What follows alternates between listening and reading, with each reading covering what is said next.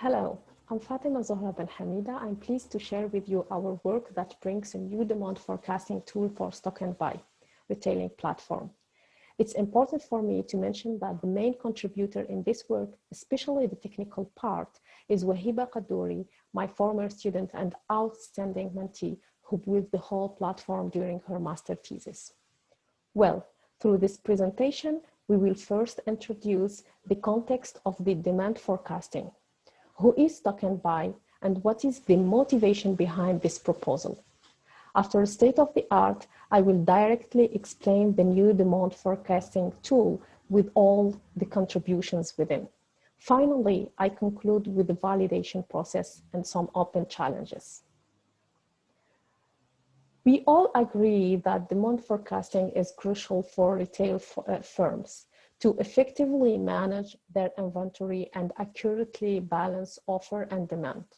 Most common demand forecasting methods rely on analyzing previous data to help predicting future demand and supply.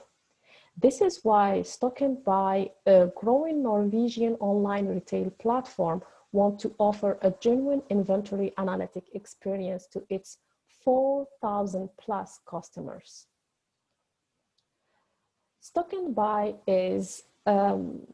wants to provide a robust demand forecasting tool that allows to estimate weekly, monthly demand, and the system should use any robust techniques to first handle product diversity and their underlying demand patterns, but also estimate demands for new products for which there is no historical data demand. So obviously, we need to know more about the state of the art of demand forecasting methods. This is why we started by classifying existing methods into categories. We have qualitative and quantitative, with a focus on the latter, which can have also many subcategories. The very old yet robust statistical methods, machine learning based methods, and some combination for more than one method.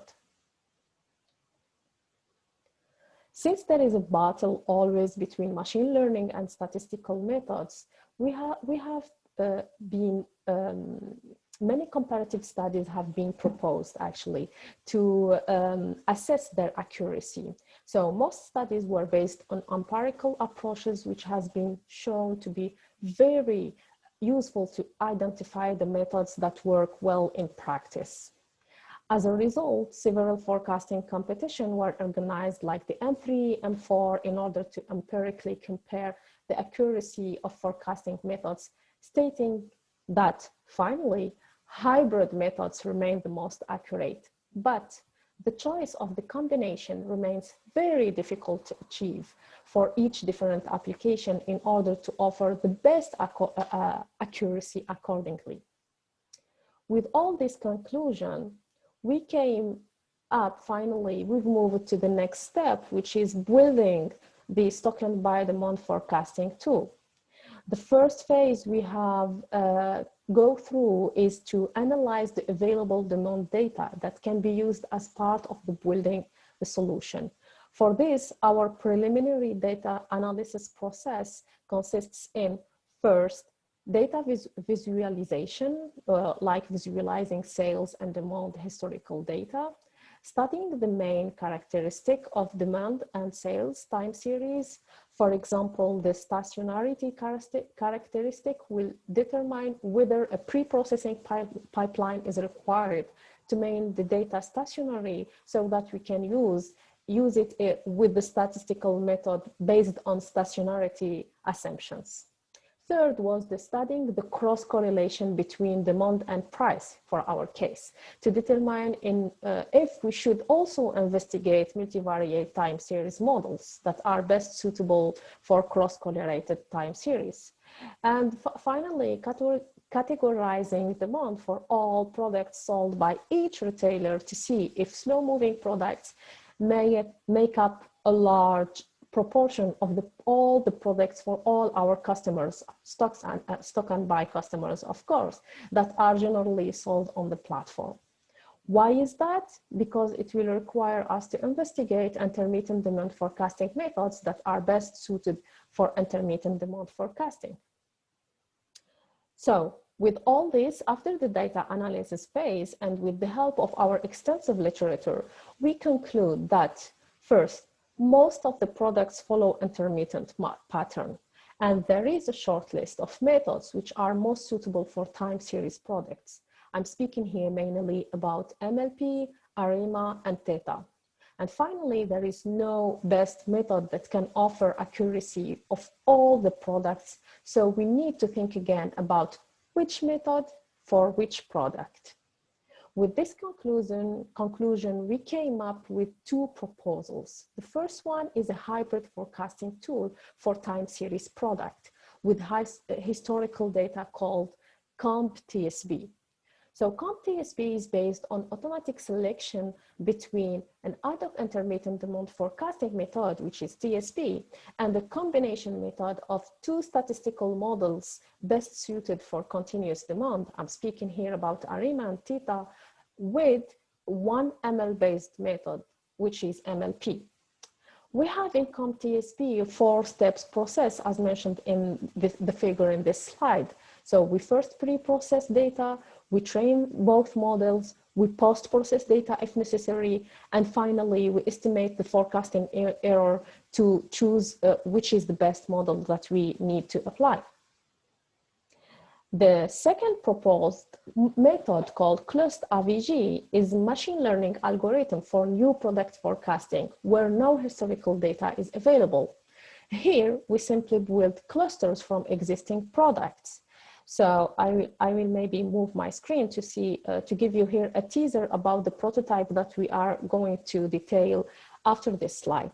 So here we're gonna build the cluster and then determine which is the best cluster to where we can affect our new product based on the similarity in their parameters. We calculate the average of all the existing products for the month forecasting, and here we have the result with the red circle around, which will be the demand forecasting for the new product.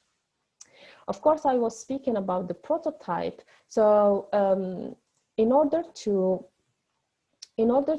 be able to build, the prototype was built as a proof of concept.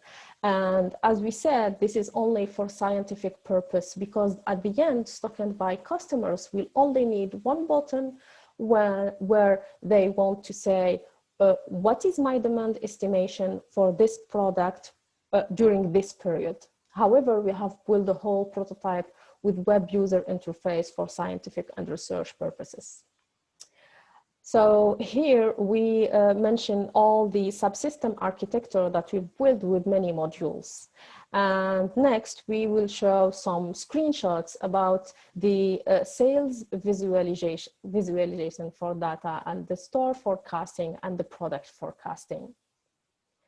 Next thing is some graph from test and simulation we have conducted, but I will not bother you with all the graph explanation. Here, the objective of this slide is to say that during the pre-processing phase and the method also testing the method like CompTSB, we have conducted a combination of multiple tests for 3 clients, daily, weekly, and monthly prediction, and all of these with testing 7 of the best methods according to our literature review. So this slide is for pre-processing results, while the second one is for CompTSB results. Yeah. Finally, as a conclusion, we can end up saying that for the research community, we came up, of course, we are dealing with demand forecasting, which remains a field that has witnessed huge progress since the 50s. We came up with a very long, extensive literature review with deep data analysis. We also introduced the forecasting pipeline, not only for Stock&Buy, but can be also applied for generally and suggested to help in designing most accurate solution for any type of product. While for Stock&Buy as a business, we have finally implemented a new demand forecasting tool to offer for their thousands of clients, of course, based on the data, the analysis, and all the historical products they have already. We have proposed for them two methods, which are the hybrid method CompTSP for historical data and with time series products, and the cluster AVG, which is a machine learning based algorithm for new products. And finally, we have also made the prototype as a proof of concept, and we have built the platform. We have added the sub system into their global system. As an open challenges and perspective, what we have proposed and discussed with Stock&Buy is to explore other time series pre-processing techniques, such as, for example, moving average or Fourier transform. We need also to think about estimating lost sales, past lost sales, to improve the accuracy of demand forecasting. And finally, why not using demand forecasting results as inputs for price optimization tool? So any retail platform can better define their price strategy. With this, I thank you so much for giving me this chance to present our work and leave you with some contact. Thank you.